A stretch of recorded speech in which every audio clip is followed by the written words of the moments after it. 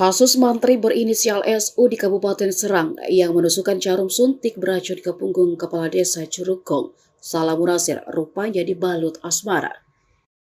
Ia tidak terima istrinya yang seorang bidan desa dekat dengan kepala desa.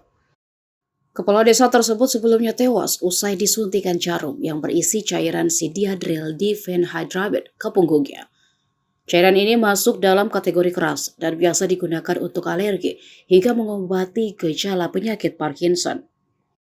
Suntikan itu membuat kepala desa kejang-kejang hingga akhirnya tewas. Kuasa hukum SU Raden Elang menjelaskan permasalahan ini dikarenakan kliennya cemburu melihat kedekatan istrinya dan korban. Apalagi setelah melihat foto berdua istrinya dan korban. Di hari kejadian itu, SU mendatangi kediaman kepala desa untuk mengklarifikasi. Namun kepala desa mengelak sehingga membuat SU emosi dan terjadilah cekcok yang berujung penusukan jarum suntik ke punggung korban. Sebelumnya kata Raden, pelaku sudah sering mengingatkan korban agar tidak berhubungan sama istri.